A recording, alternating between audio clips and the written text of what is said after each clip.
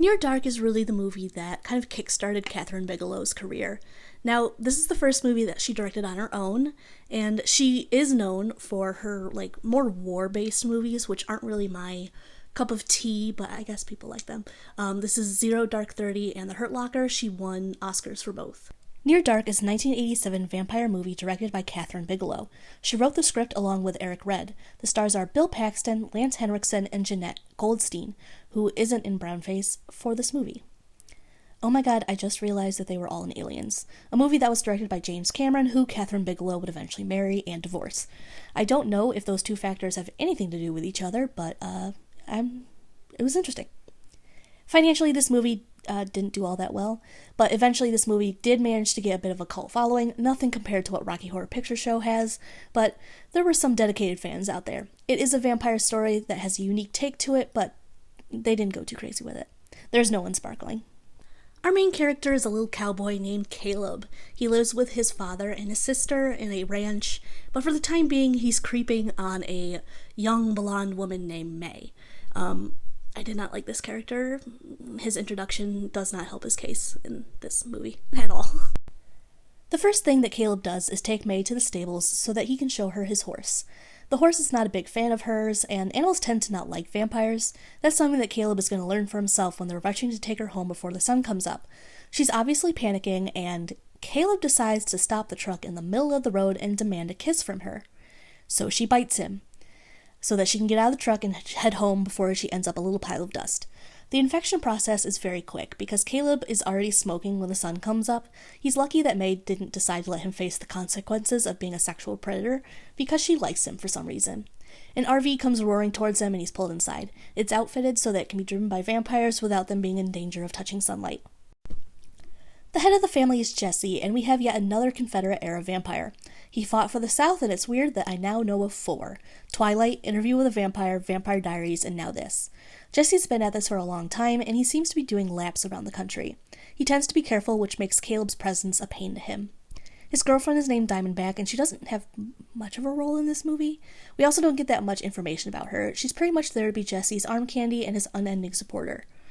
The older brother figure is Severin, and he's potentially almost as old as Jesse is, and they might have caused the Chicago Fire of 1871.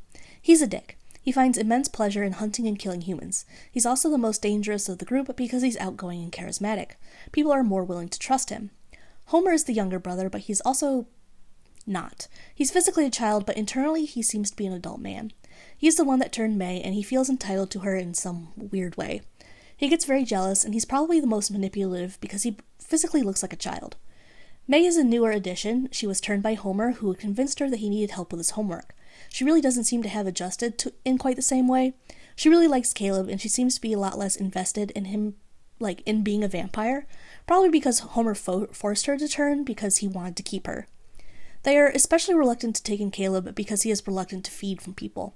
It's not like he can use May as a personal blood bag forever. She can't give him the amount of blood he needs to survive if she also wants to survive. The vampires can't have someone that weak traveling with them.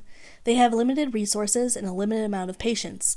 It's definitely because most of them have long passed the point of being able to relate to humans and being worried about the morality of killing. The vampires are attempting to give Caleb the chance to have a snack, so they take him to a biker bar. Now, this is a very strange, group of people to have come into your bar, so I do kind of understand why the bar owner was like, I'm not serving you people. You guys are very strange. But it doesn't go well for him.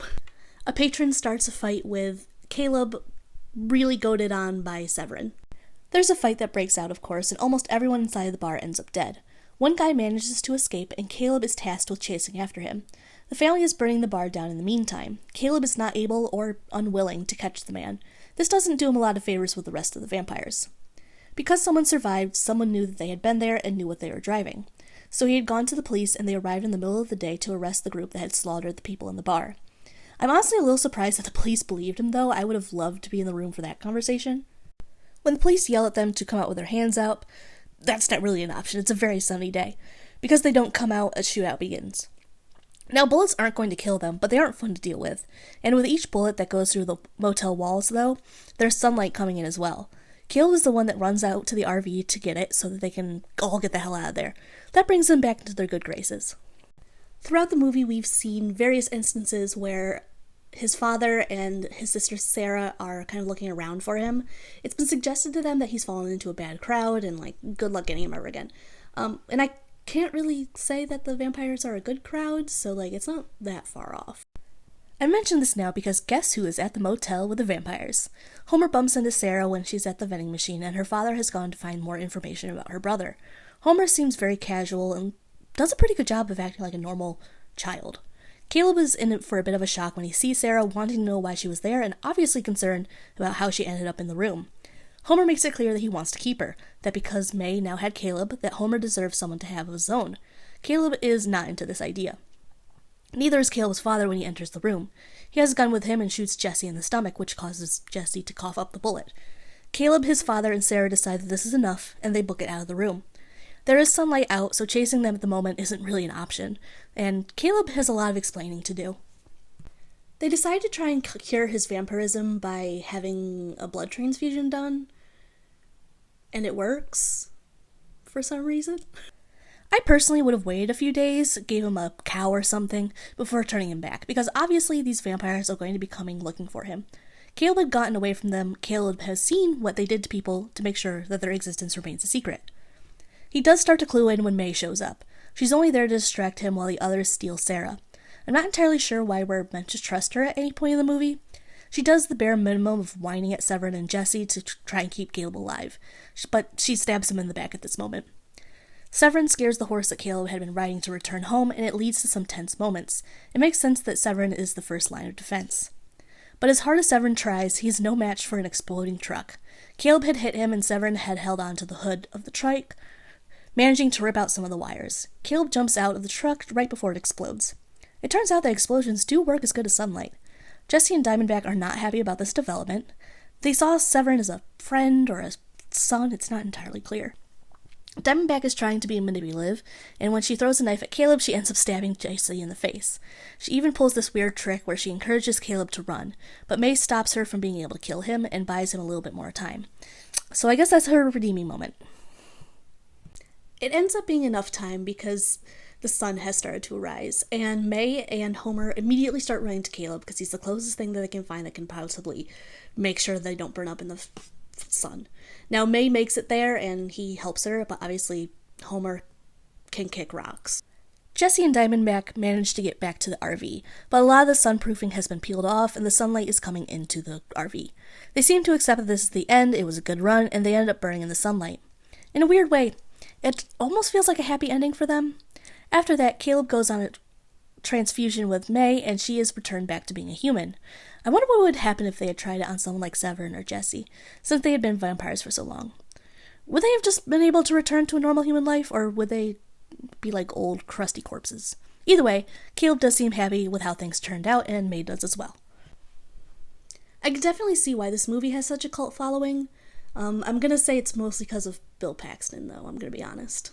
He was a very good actor, and very good in this movie. I did see this movie when I was younger, and I definitely remembered Bill Paxton. I vaguely remembered May. I did not remember Caleb at all.